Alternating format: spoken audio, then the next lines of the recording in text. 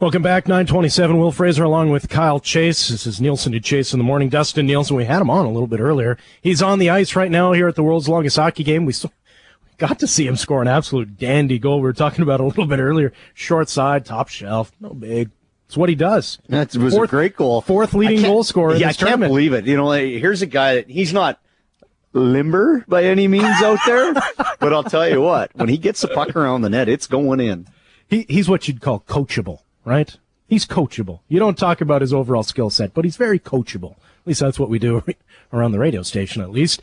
We head out to Ottawa now. We're joined by Eric Macramala from sportslawblog.ca as the NFL and their PA have been locked in federally administered mediation for the last 3 days. Eric, how are things in Ottawa these days?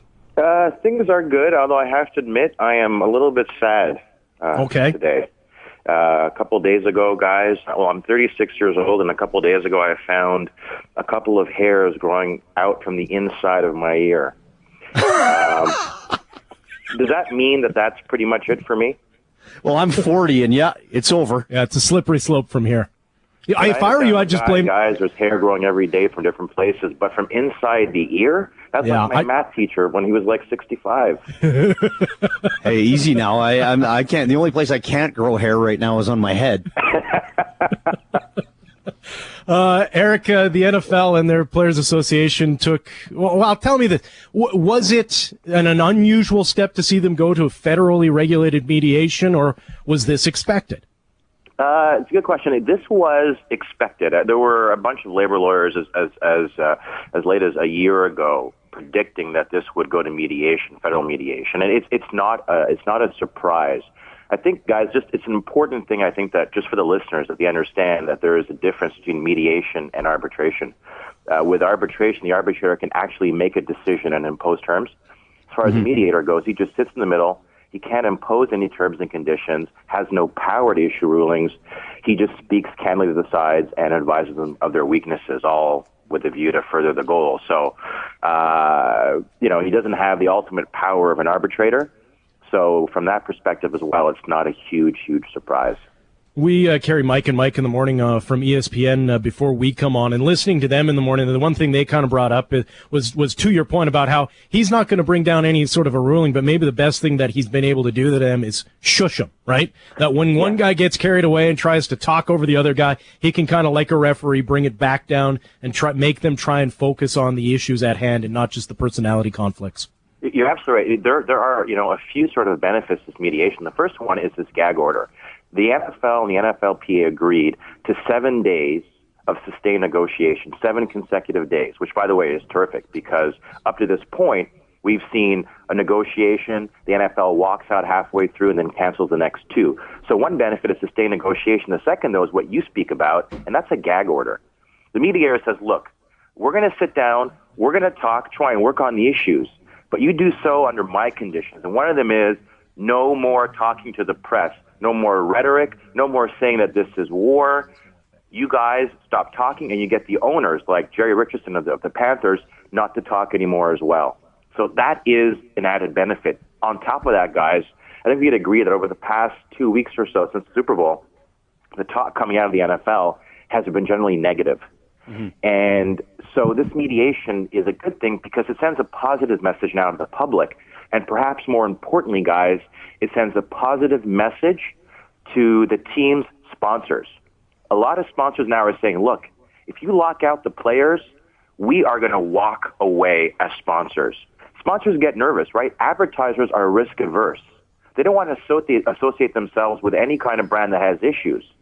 So by going in mediation, the sponsors maybe have an extra level of comfort and maybe aren't as apprehensive to reach into their wallet and start paying for next season.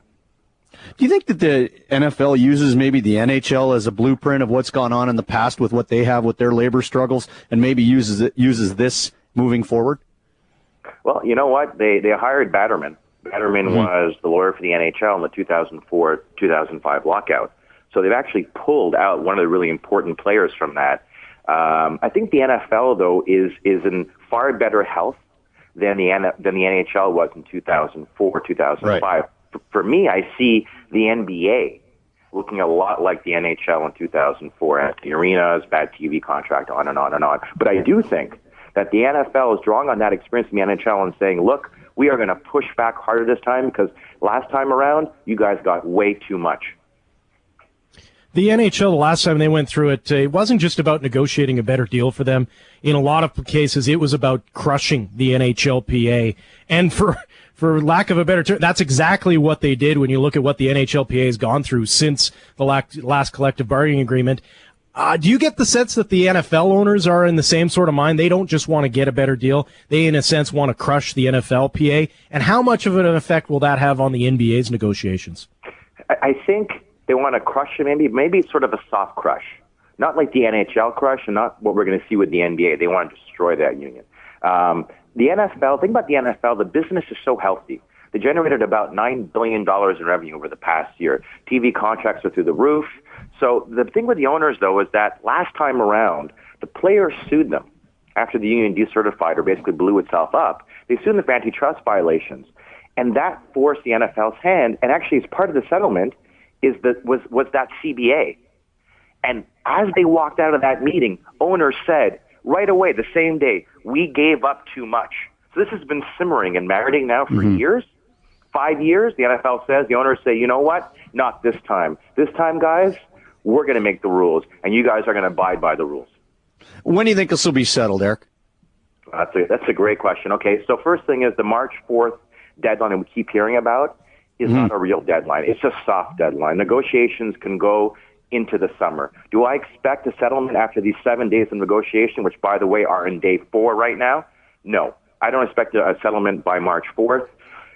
Maybe sometime during the summer, but right now there is a real divide on how to share revenue. And as we know, the bottom line is the bottom line. So this can drag on. My expectation, because the NFL is so healthy, my expectation is no lockout, no work stoppage. My expectation is a settlement sometime late in the summer before the season starts. But cross your fingers, I guess. Eric, you write a blog where anyone can log on and get information, your take on some of the negotiations. Where can we find it, and what's up next on your blog? Thanks. The blog is located at sportslawblog.ca. I also have a Twitter account, Eric on Sports Law, and there I also sort of toss in some stuff. As far as the blog, I just cover anything that comes up in the world of sports that has a legal angle. And as we all know now, that's pretty much everything. I think you need now a law degree, an MBA, and a degree in psychology to be a sports fan. I think we all agree. So I've got all these stories covered. I'm looking at Barry Bonds as well. It's coming up. Roger Clemens is coming up. Lance Armstrong is coming up. The NBA is going to be coming up. So just lots of issues. We post, a few times a day, hopefully. And that's what's on tap. Never a dull moment when there's billable hours to be had. Thanks, Eric. That's right. This is great for business, guys. Yeah. That's right. Eric Macrobell from sportslawblog.ca checking in with us. I'm sure we will speak again. Thanks, Eric.